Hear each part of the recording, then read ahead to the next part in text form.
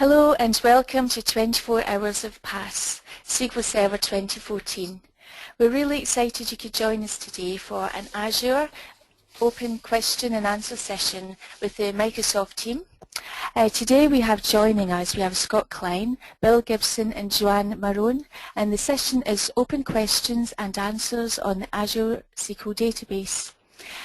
This 24 Hours of PASS event is consisting of 24 consecutive live webcasts, and I'd like to say a big thank you to the PASS team, some of whom have been up for a very, very long time to make this happen for everybody, so thank you to everyone.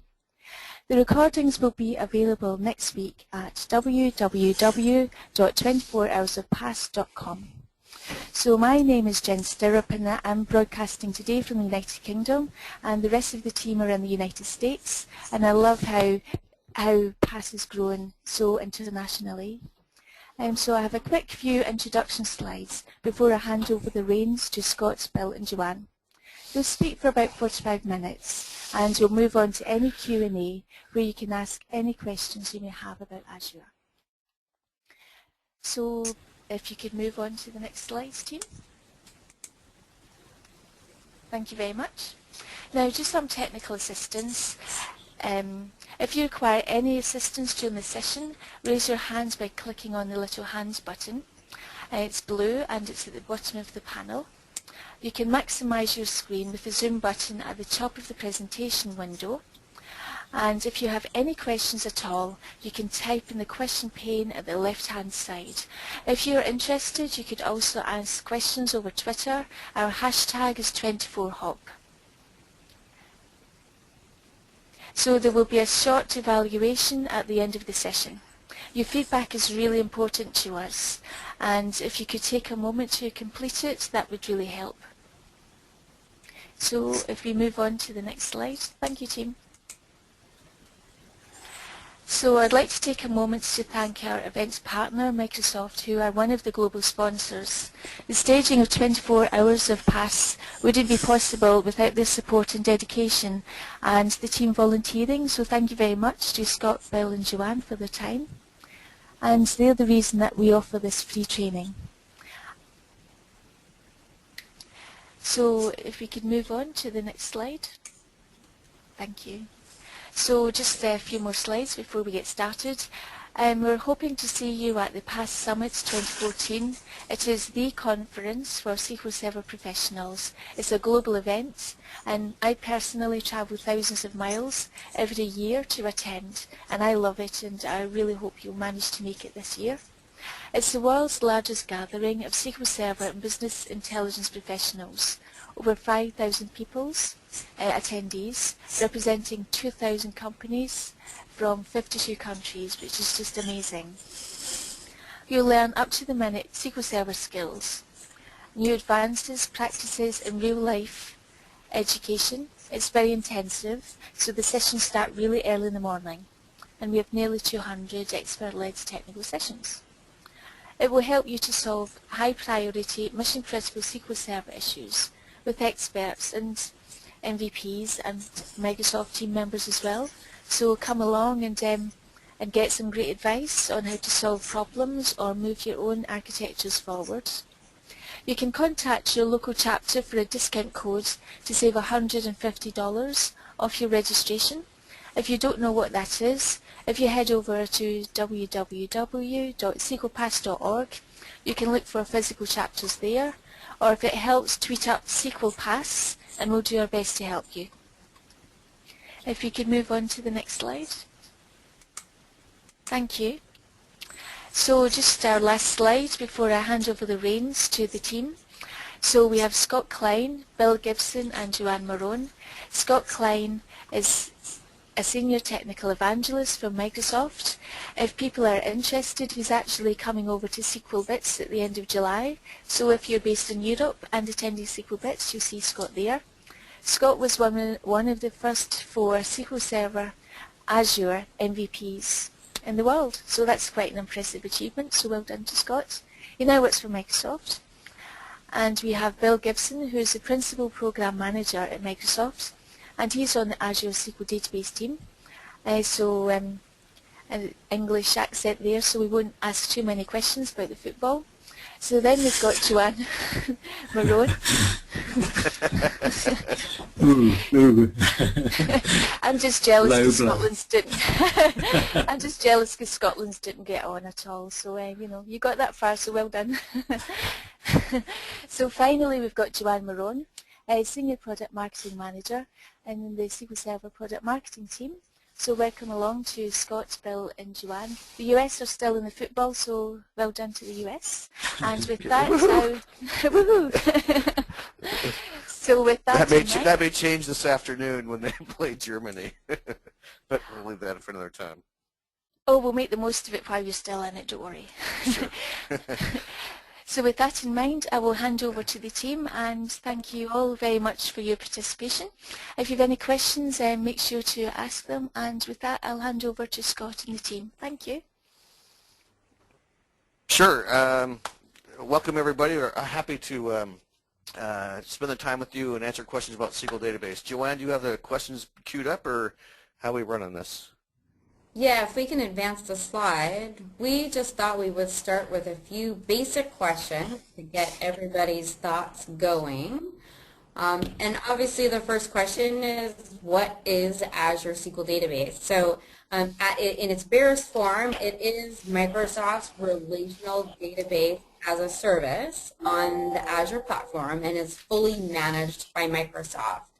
But the best way to really think about what it is and how you might use it is to really kind of walk across the different SQL Server options that Microsoft offers, right? Premises is a great option for customers who already have apps, they're built on premises, they have the hardware infrastructure, and they have the resources ecosystem there to support it, and they have really no need to kind of change that ecosystem.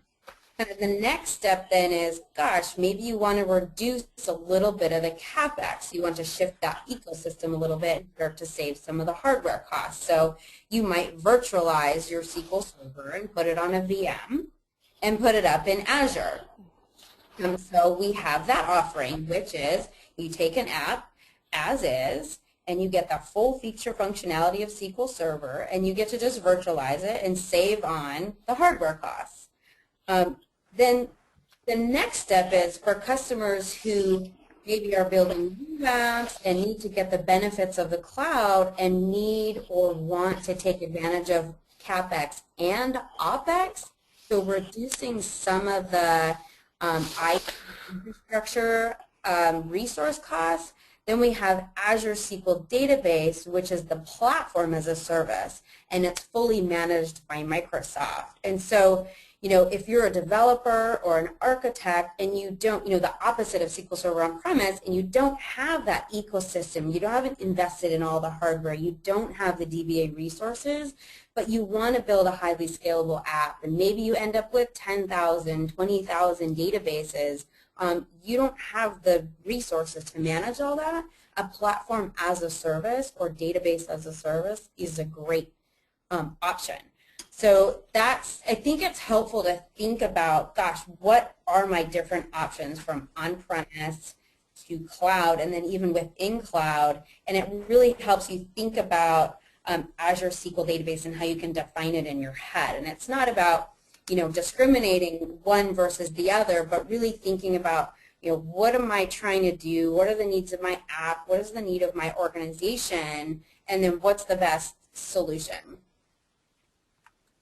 Scott or Bill, did you want to add anything to that? No, that's an awesome reply there. The other thing I'd say is that in general, the service is providing, in addition to the infrastructure management you talked about there, it provides infrastructural features like high availability and business continuity and scalable performance. Those are sort of key areas that, as a service, it makes available to you. And you, as a customer, just come along and buy a database and basically pick it off the shelf. Yeah. Yep. I always think about it in terms of, and it's all good, but I always think of it in terms of logical administration versus physical administration, right? as a DBA or as a developer, I don't have to worry about, like Joanne, like you said, worry about, how much space do I have, or, worry about the physical administration of SQL Server. I just want to go code. And this is what SQL Database allows me to do. I can just create a database and go and just be running in a matter of minutes and create my users and just start coding at the time, so I don't have to worry about all the physical nature of SQL Server. Yep. So if you want to flip ahead to the next slide, then, the next logical question we usually get from customers or partners is, gosh, why would I choose Azure SQL Database versus SQL Server on a virtual machine? How do I think about that? So going back to a little bit of what we talked about, we really think about, if you're considering SQL Server in a virtual machine, that's really best for existing applications which require that full box product functionality, and you don't really have the resources to go and rebuild or redesign that app to be designed for the cloud. So you just want to virtualize it and stick it up in a VM, where Azure SQL Database is really best for a new cloud design application that wants to get the benefits of cloud from that elastic scale perspective.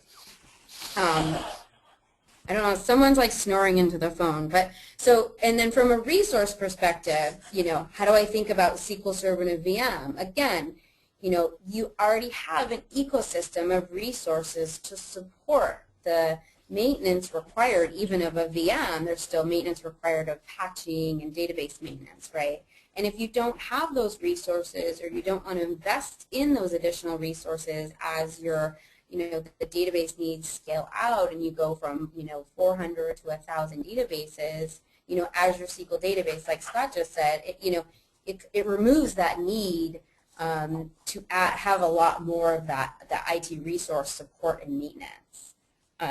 Going back, from a TCO perspective, SQL Server in a VM is really great at removing CapEx. Azure SQL Database can help avoid CapEx and OpEx. And then, from what Bill said, so SQL Server in a VM gives you that full SQL Server functionality. Your app maybe already take a dependency on some of the functionality in SQL Server Box product.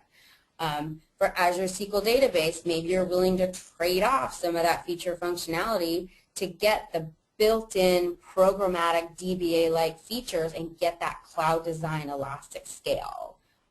Bill or Scott, did you want to add anything to that? No, it sounds good. Yeah, it was wonderful. Yeah, that was great. I think it boils down to is, how much control do you want, or what are your needs are, like you explained, right? Yep. How quickly can I get up and running, or there's things that SQL Database doesn't give me that I need in a virtual machine. And I think SQL Server in a virtual machine might be a great way to get onto the platform very quickly, and then maybe migrate to SQL Database thereafter, right? Yep. Yes, and you might well think of, as you look at your portfolio and what you want from the cloud, that where you can take a quick fix with a lift and shift, pick up an application and move it quickly to the cloud, then the VM story is great. But where you're interested in leveraging, maybe redesigning for the cloud specifically, then designing for SQL Database makes a lot of sense. Yep. Yep, good point. Okay, should we move on? Yeah. Should I take a crack at this? The new service tiers offered with SQL Database. So the new service tiers refers to basic, standard, and premium service tiers that have been introduced. These are effectively replacing the web and business service tiers that we've had. Basic and standard were introduced just recently in April. And they add to the premium service tier that was introduced in July last year. And really what we're seeing here is a change from a price for storage model, business model that we first launched the service with, to a price for performance model, price for performance and features model, which we're now adopting. So I said we're replacing web and business. Web and business are are being sunsetted. They're deprecated as of now. We've announced that. But absolutely they remain supported at the moment and will be through at least April next year, April 2015. So what about the new service tiers then? So they, as I said, they focus on a price performance model, particularly emphasizing the idea of predictable performance. One of the feedback points we got from customers, from many customers about the web and business platform that we have, is that the very nature of the architecture we've used makes the performance somewhat unpredictable. Effectively, the databases from different people's database, different companies' databases are sharing resources. They're on shared machines. And so it's entirely possible for the performance of one database to be impacted by the performance of other databases on those machines. So the performance was and is unpredictable of web and business. And what we've discovered is that customers really would rather have rather bet on a more predictable platform and would indeed want to pay for that. And so what we've done is introduced basic, standard, and premium. As I said, premium had been around for several months, about 9 months now. And with these, we offer effectively a tiered level of performance and a tiered set of features, particularly at the moment emphasizing an increasing amount of business continuity support, as we'll talk about in a moment. So the service tiers, basic, standard, and premium. Basic offers one performance level. Standard offers 2 performance levels, so that a set of features associated with standard, and they can be had at 2 different levels of performance. And then premium offers a still richer feature set, more powerful business continuity features particularly, and offers 3 performance levels. And across those 3 tiers and the 6 performance levels that are spanned by those 3 tiers, we can scale from really the very smallest application and database with very modest sort of performance requirements up to the very largest full-scale sort of enterprise class application with very high transaction rate, very high throughput requirements, very large numbers of users. So there's a tremendous elastic scale story there across these tiers. And the elastic nature of that is truly so. You can upgrade and downgrade between any of these tiers and any of the performance levels. And upgrading and downgrading is an online operation. You do it without needing to take the database or your application offline, and with no need to reconfigure the application as you go. And that, by the way, is an example of one of the things we've just been sort of improving just very recently. In fact, just this last weekend, we've rolled out the change which allows these service tiers to be upgraded completely seamlessly. So now you can have a logical server in SQL Database with any mix of these tiers on, and so any mix of databases at any of the service tiers and performance levels, and then you can seamlessly upgrade and downgrade or increase or decrease the performance level of those databases. So it allows you very much to match the needs of your business and application with the performance of the database. That's the goal there. So that's the sort of essence of the new tiers. I'm sure I've missed some things. Joanne and Scott, if you want to add anything? No, I think that's a great explanation. How does one go from, so I'm going to throw in a question ad hoc, if that's okay. I don't think that's allowed, actually. What's that? I don't think that's allowed.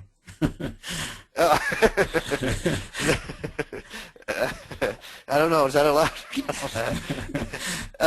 How would one go from, just because I'm sure someone's going to ask, how would one go from, I'm on web or business today, what's the process for going that to like basic premium? Yeah, so it's you can do that through the portal, through the Azure Management Portal, or you can use either of the APIs or programming interfaces we offer. There's PowerShell support, API support, and T-SQL support that all allow you to make those changes. So on the portal, let's focus on that one for a moment. On the portal, you can go to the database itself, locate the database in the portal, open the Scale tab for the database, and on there you will see, and as of this weekend, you'll now always see the options of Web, Business, Basic, Standard, or Premium, and the current option, the current service tier will be selected, highlighted, and you just more or less as simple as selecting the one you want to change to, and hit save, and the upgrade will take place. Sweet. If you're picking standard or premium, you can also pick the performance level as well. So you can go in one go. You can go from, say, web to a standard S2. You can make that change in one step. And as I said, the change takes place online. You'll be made aware that it's taking place. Depending on the actual change you make, the change may take some time. If you're changing from Web or Business to Basic, it's a very quick change because the database effectively is just changing. It's basically a metadata change for us in the system. But if you're changing to Standard or Premium, we actually have to copy the database to a new set of machines to provide the resources that go with the new performance level.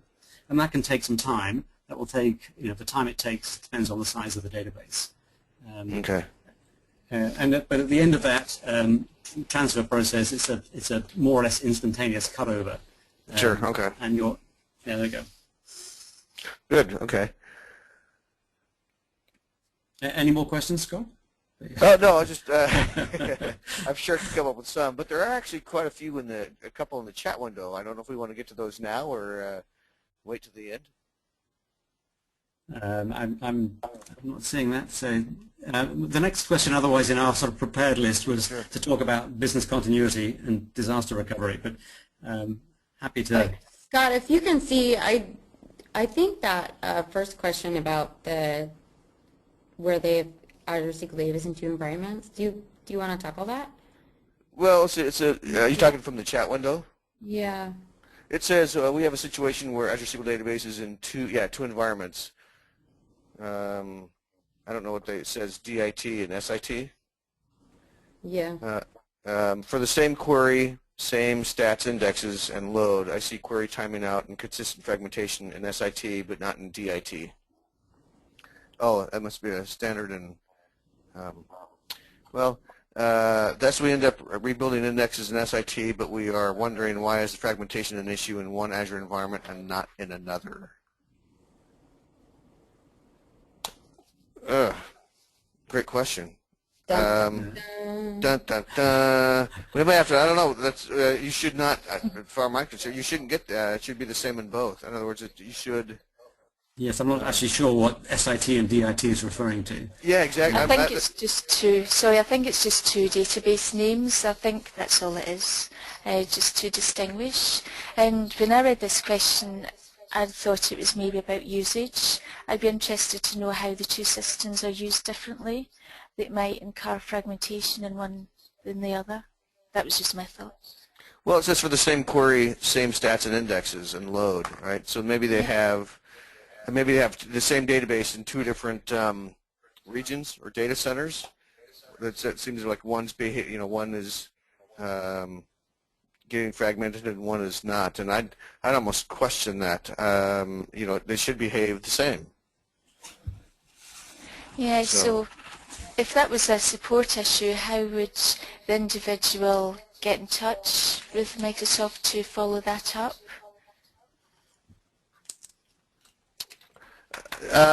So they should have, Bill, correct me if I'm wrong, but they should have the ability to open a support case through the portal, correct?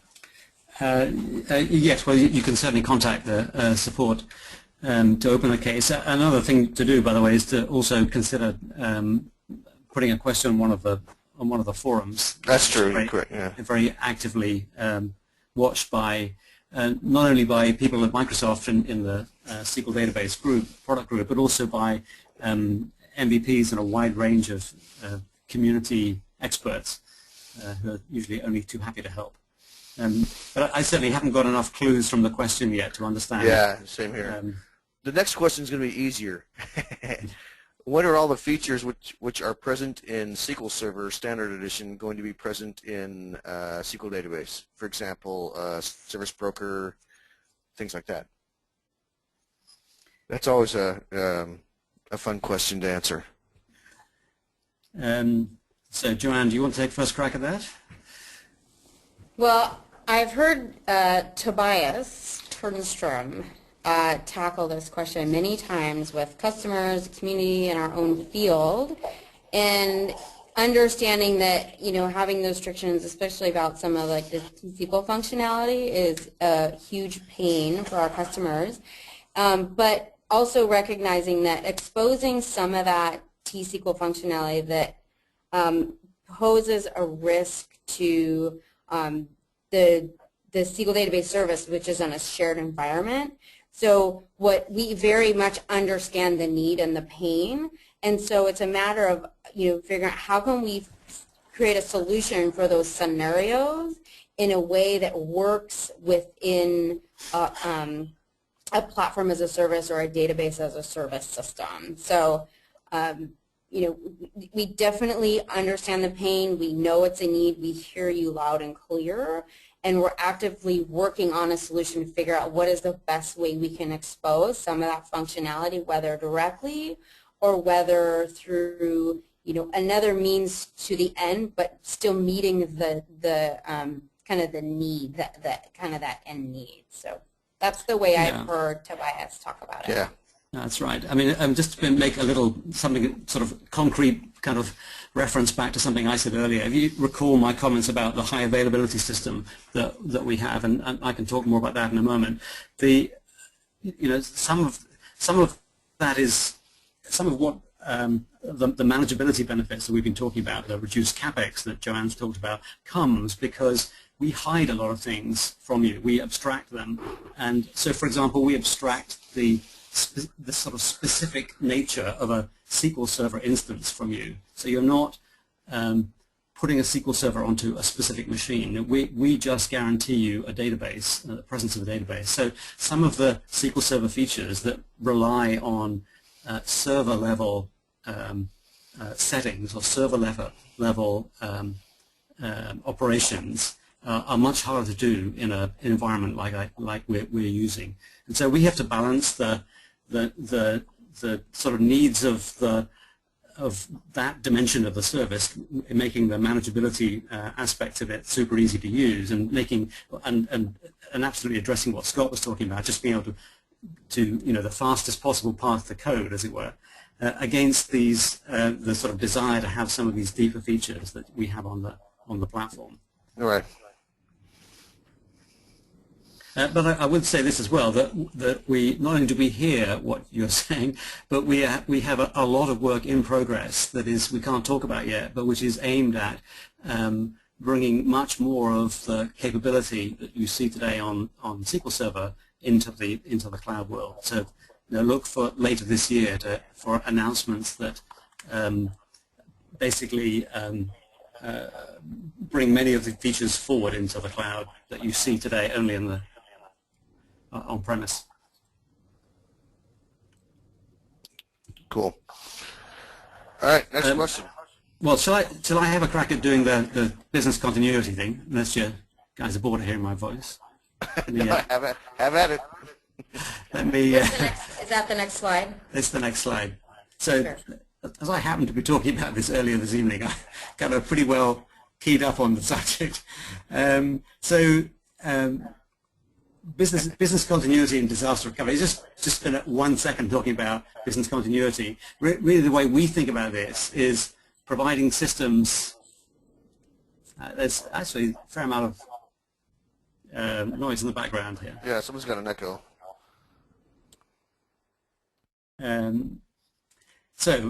Back where I was. The goal here with these features that I'm going to describe is to allow applications to continue to operate or to recover as rapidly as possible in the face of some disruptive event, some disaster. It may not be a complete disaster that's occurred, but something has happened which you want to recover from and continue from. So what's interesting is there are various different kinds of scenarios, disruption scenarios, and when you start to sort of pick apart what can go wrong, you can start to see that you have the various different needs you have in a system to recover or to protect you against these. So let me talk about those quickly. So we have a built-in HA system, a high availability system that we've touched on before. And the goal of this system is to protect databases from most fundamentally low-level system and hardware failures. So whilst those things are increasingly less common these days, when you run a cloud system like we do, on the scale we do, then actually there are machines failing and disks failing probably every hour of every day. And you know, our operations staff are kept busy switching disks in and out. But you never know that because of this high availability system. So this system ensures that multiple copies of the database are present on different machines at all times, and that updates are always committed to 2 or more of these replicas before a response is ever given back to an application. So it's very much about protecting the application from possible data loss there. And in fact, if there is ever, we refer to the notion of a quorum, which is the safe number of replicas in existence to protect the data. And if ever there's a danger of a loss of quorum, then for a start, lots of support wheels kick into action on our side, but also we, at that point, would actually shut down access to a database. So if ever you've encountered that, been unable to access a database, it's because our system is protecting your data from possible loss at that point. And then the next kind of class of failure or disruptive event is the idea of an application error or a user error. And what's kind of interesting in both of these cases is that we can't know anything about it. By definition, this is something that's entirely application or user specific. So we have to build features here to help you, the user, recover from that. And the main feature we've introduced with the new services here is a self-service point-in-time restore capability that is available on all of the editions, basic, standard, and premium. And these work by recovering from our backups. And our backups are we have a backup regime which takes full backups weekly, takes differential backups daily, and then log backups every 5 minutes. So we can recover using these backups to any point in time across a retention window. And that retention window is one of the things we scale with the addition. So basic, we have a 7-day retention window. Standard, we have a 14-day retention window, and premium, it's 35 days. And when you come to restore, you can literally, if you're doing it on the portal, you can just move a slider and pick a point in time anywhere in that retention window. And this also works for restoring a deleted database. As long as the database was deleted sometime in that retention window, you can go back and either recover it at its last point or sometime earlier than that, again within the retention window. So that's the protecting against application and user errors. And the next class of error is the sort of, we refer to as geographic sort of disasters, situations that might impact an entire data center. So if we were to find, it's never happened, but we clearly have to provide for this eventuality.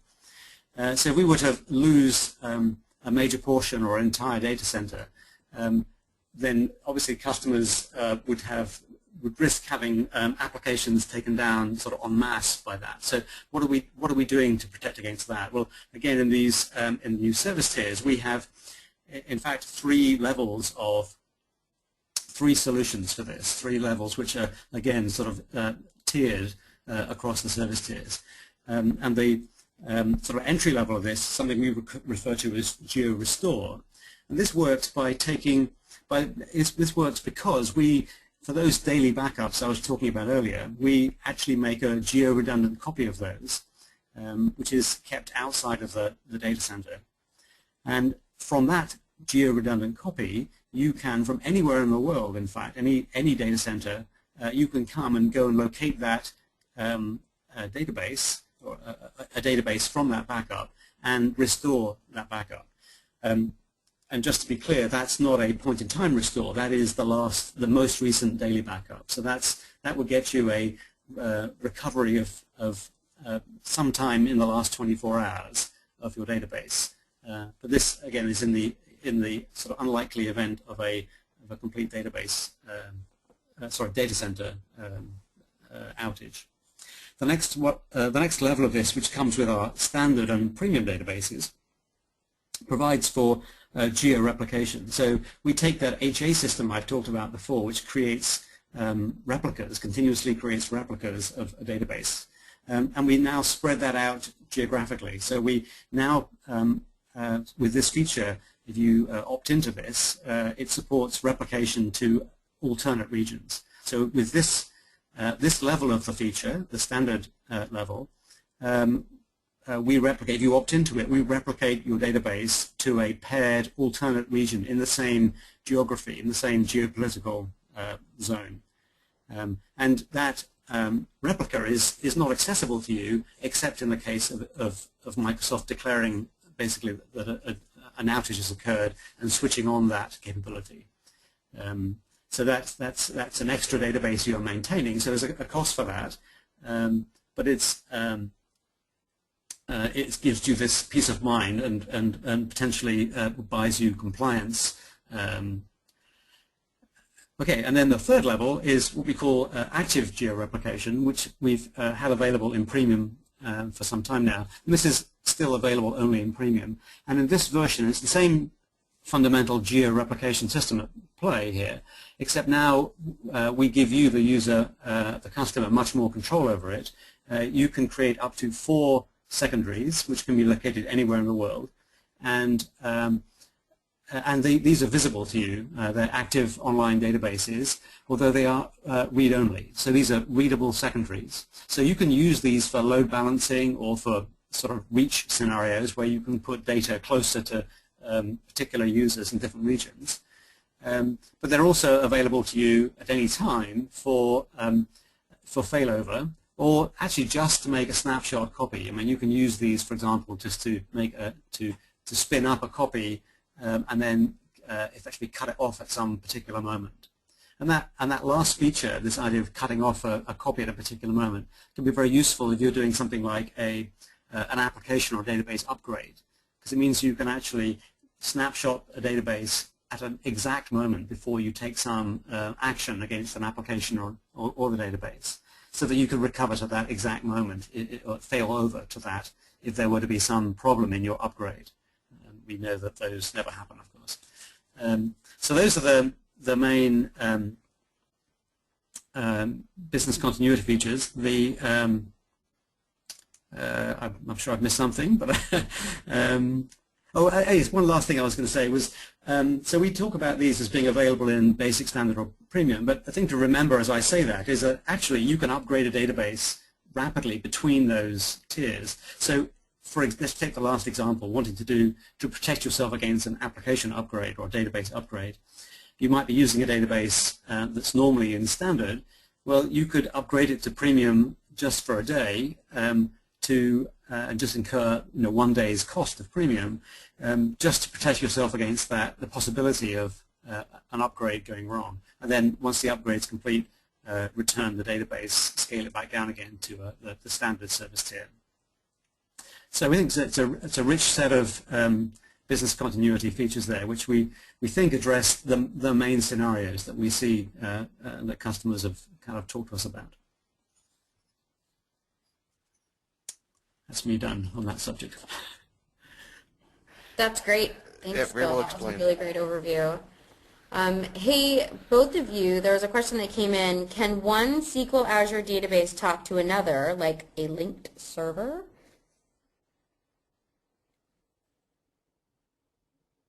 So Scott, you may want to talk to that. I don't know the full scale of what's possible in a linked server scenario. So so I know you can link from on-prem. So I'm going to say no, and Bill can jump in here. I know you can link. Right. Yeah, I think you can do a link server from on-prem to Windows Azure SQL or an Azure SQL database, but you cannot.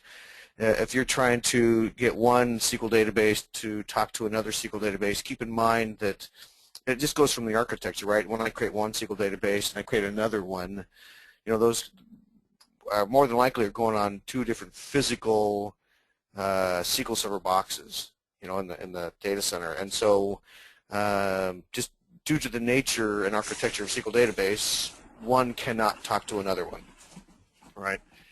So I'm going to say right now, no. Yes, to my knowledge, the replication story I've just been describing is all we offer by way of database to database connectivity that's built into the system. Now there's I'm going to probably get a little complicated here. If you need, to be able to, and I'm assuming the reason this person is asking is because you need to run a query against multiple databases, for example, and at that point you can just do like I don't want to call it a fan-out query, but do what's the just drew a blank on the .NET technology TPL, right? So where you can make multiple connections to the different databases, run your same query, bring the results back.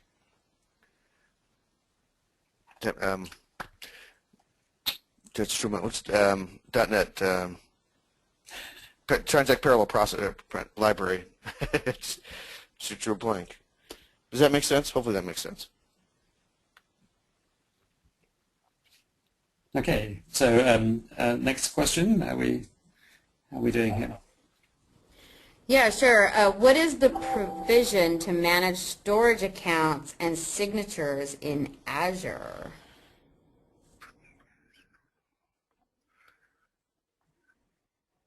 So this sounds like this is not a SQL database question as such. It's a broader question. Is that right?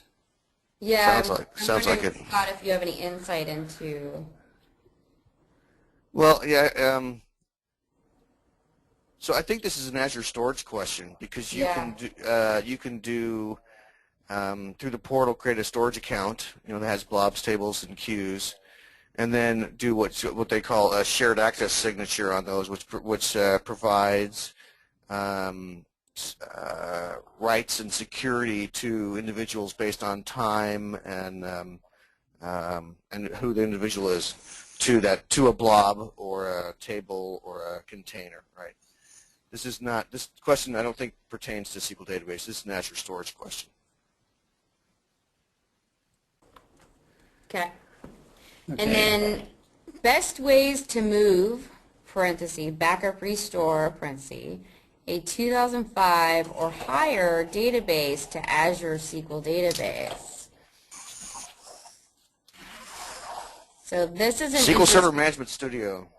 Well, this is an interesting, right, because we also have the backup feature that allows you to back up any 2005, I think 2005 as well, 2008, R2, 2012, and 2014 SQL Server Database up to Azure Storage. Yeah, so I guess the question is, do you want to Azure SQL Database? Yes. Do you want a queryable database as a result of this move, or are you just archiving the data in the cloud? Yeah, good question. Yep. Yeah. So, I mean, one thing that can be used here is so one of the issues is whether or not the schema. So we're talking about moving a database. The first thing to answer is whether the schema is compatible with the schema, as in have you used any features in SQL Server in the database that are not compatible with SQL database in the cloud. So there are various tools and techniques you can use there. For example, in SQL Server Data Tools, you can analyze the model, basically sort of suck into that tool the schema definition and have that analyzed and verified for compatibility with SQL database. And if it is compatible, then you can, from that environment, do an export to produce a backpack, and then import that backpack into a database directly in SQL in Azure. So use that technique to move a database. Oh. Okay. Bill, if it's okay, I'm going to back up to the previous question about the storage account because they clarified that. Okay. Because he says when I'm doing managed backups in SQL Server 2014, it's asking for Azure storage account and signature, right? That makes sense because in SQL Server 2014, you can back up to the cloud, like back up to blob storage, And when you're doing backups, you do need a storage account, and it does require a shared access signature, right? So I'm going to can I take a couple seconds and answer this? Yes, do. Yes. Okay. So there is, and I've got several scripts to do this, but the process is the following. You go create your storage account, and then on that storage account you can use any tool, but the best tool I found to do this, and Bill, you could probably jump in and suggest another one, is the Azure Management Studio by Server Product and Redgate. They create this new tool, and it allows you to work with Azure Storage very easily and to create a shared access signature. So the process is it's kind of a multi-step process. One, create your storage account. When you create your storage account, you're going to need your storage account name and the key, because what you're going to do, follow up with that, what you're going to do is you're going to go create not a certificate. Oh, geez, I drew a blank here. Hold on, I'll think of this in a second. Yeah, a certificate based on that account, those account credentials, and those account credentials will also require the shared access signature. So you'll need to go into some tool like Azure Management Studio, create a shared access signature that then says, okay, great, now apply that to this to the certificate, so that when the SQL Server backs up, you have access to Azure Blob Storage. This is the reason they do this is because it's a secure way to back up your database, right? So whether you're doing managed backup or manual backup, you're going to require that shared access signature to back up to Blob Storage. It's a great way. It's our way of securing your backups. So no one can just go in there and get your backups. Hopefully that makes sense. That made sense to me. Yeah. I'm going to pick one of the questions here out of the list, jump out of order here, question 7. Sure. We're nearing the end here. Do the 3 tiers in Azure guarantee any SLA in terms of availability? That's the question. Yes, and soon, I guess would be the correct answer. So that the tiers, like all preview products in Azure, so while a product is in preview, there are no SLAs associated with it, as in there are no sort of financial penalties that Microsoft will incur if they don't perform as promised, as it were. So that's during a preview. We are stating that the SLA for Basic, Standard, and Premium will actually be higher than the one offered currently on Web and Business. It'll be 99.95%, so it'll be a higher SLA, and that will be available at GA, and we can't say when that is yet, so that's the 2 parts of the question, the answer. Yeah, I'll add a third if that's all right. And the other thing too that I think some customers have found really helpful is, the Azure policy on preview services is that you cannot get support. So even if you have paid Azure support or Microsoft Premium or Premier support, you can't get support on any preview services. SQL Database went, with permission, of course, but went outside that policy, and you can actually get Microsoft support on all of our previews for the SQL Database service. So, while the SLA itself isn't necessarily in place, you can, if you have those paid support hours, you can get support from Microsoft on any of your databases that happen to be, within those preview tiers.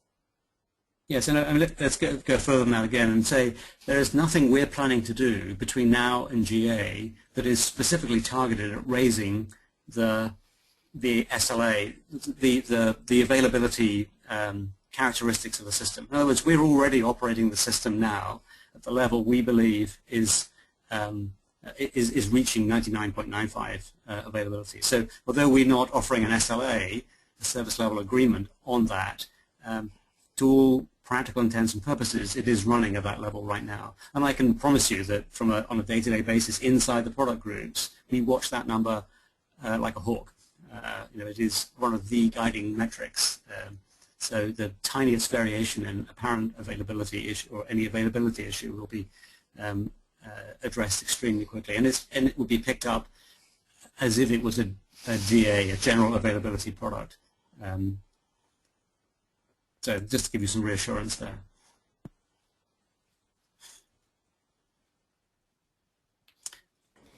Did we want to take a few minutes and just talk about, I think it's always interesting to hear, what we see kind of internally from how customers are using the service and kind of the types of scenarios or solutions they're building on the service. Yeah, so we had a sort of cat and question on this. Scott, I'm going to bounce this to you. I'm going to suggest that with your I'm happy to kick it off. So I think, and then Sure. Scott, I'd love for you to chime in as well. So I think at the end of the day, there was kind of three sort of canonical things we see customers do. And the first one is really that, and we talked about this at the beginning, that is that cloud design application that really needs that elastic scale out. And what does that mean? That means, gosh, I'm going to build this application, whether it's a social app or a mobile app or something that may just need just crazy scale out. And while I'm building my app, I know I'm going to have to scale to N, but I don't know what N is. Is it going to be 200? Is it going to be 2 million? Is it going to be 2 billion? So if I want to build that app, do I build it on premise? No, probably not, because I'm probably not going to have enough resources to support that. So that's where, customers who have that type of app pattern and need that kind of scale out come to the cloud, and they come to the database as a service because they get those OpEx benefits as their app scales out. If you're ever curious, there's a Channel 9 video about the Pottermore implementation. It's called the Pottermore Challenge, which summarizes this type of app scenario and implementation just beautifully. So that's the first scenario that we see customers doing with SQL Database. I'd say the second one then is we see a lot of ISVs. So, independent software vendors, so customers who build software who have their own customers, re-architecting their software to be more of a software as a service, and it's running on Azure. I'd say, if you go by count, a lot of the SQL database customers, our top customers by database count, are these ISV type customers that have hundreds to thousands to tens of thousands of databases where they can architect their app in a way that's one database, one customer. And then as their customer base grows or shrinks, it's very easy to elastically scale that database infrastructure without having to, again, have the IT resources on staff to support or having all the hardware resources to support. And then the other one we see is just customers kind of rethinking their business class applications. So, applications that are really the backbone of their business. So, more of that traditional enterprise type class app where, they're going to pick the biggest, most powerful database on the back end. And even we have customers who have sharded a few of our biggest databases together to support global commerce, super mission critical type application. So that's kind of how we see, and there's other scenarios outside that, but I'd say kind of the three really big ones that really surface from our perspective are those, and customers are thinking about using. Yeah, and I'd agree with that because primarily we see, I think the major scenarios fit into those three that you just talked about. I can easily, and given some of the things that we've been working on and that we just presented in the first, the previous session, allows me to have that elastic scale. How do I, even in SQL in a VM or on-prem, how do I meet the demands of of scale, right? Whether it's planned or whether it's all of a sudden I got to have this spike, how do I plan for scale? And going to SQL Database, going to the platform as a service allows me to now take that and have that scale in, scale out, scale in model, that elasticity that you really can't get anywhere else. And so it's like you said, I need to go from 5 databases to hundreds or thousands and then back down to meet the demands of scale. And on the other side of that is, great, I got this new app. I want to, I want to get started very quickly. I don't want to have to worry about, one of the questions I always ask is, how long does it take you to spin up a box on-prem if I need a new dev environment or a test environment? Well, shoot, in Azure I can spin up a database in a matter of seconds. And so it's that, like Bill said, almost a not quite lift and shift because, but it's let me get started very quickly and then take the advantages of the Azure platform for scale and throughput and things like that, right? So I think it was very well explained, Joanne, and I think all the scenarios fit into those three. There's just way too many benefits of Azure not to use it. So quick question, Scott, that I saw come through the window here. Do we have in-house specified best practices for T-SQL developers? Or no, they're saying they do have in-house specified best practices for T-SQL developers on premises. Are there best practices for T-SQL developers for Azure SQL Database? Yes. And it... a lot of things still apply. What you're doing on-prem still apply to a SQL database. And yes, we do have documented best practices for SQL database from T-SQL standards, right? Still, and it's up on MSDN. I don't have the link, off the top of my head, but there actually, there is, and luckily it's not that different because a lot of things we still do, you do on-prem still applies to SQL database.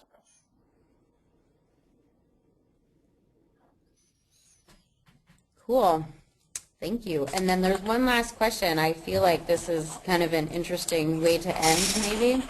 Are there any charges to purge data from Azure SQL DB? I'm planning to undelete and not truncate. Clearly an inspirational end to our talk. To purge, most people would leave out a question like that, but it was too good for me not to end. Whoever asked that question needs a prize or something like that. That's okay. Who wants to answer no to that one?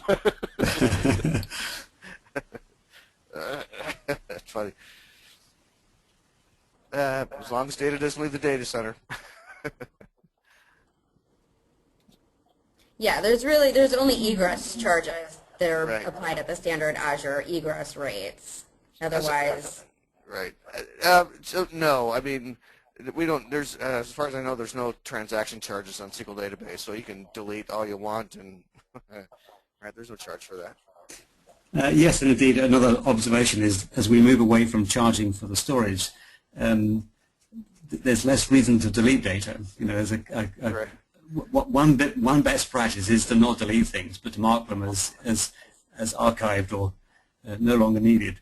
And so although we don't want you to necessarily maintain massive databases sort of idly, we're not going to be penalizing you for adopting that particular best practice. And you can use automated export, which is new. Yeah, exactly. Yep. That's a brilliant segue. So I'm in marketing, gentlemen. That's right. Perfect. All right. Are we out of time? It's. I think we're just about out. Yes. Yes, I think we are. Well, I just wanted to say thank you all very, very much for your time today. I've really enjoyed the session. And so I guess we hand over to the next session now. So to listen to that one, go to www.24hoursofpast.com, and I want to say a big, big thank you to Scott, to Bill and Joanne for their time today. And with that, wherever you are in the world, good morning, good evening, or good night. Thank you, team. Thank you. Thank you. Thank you.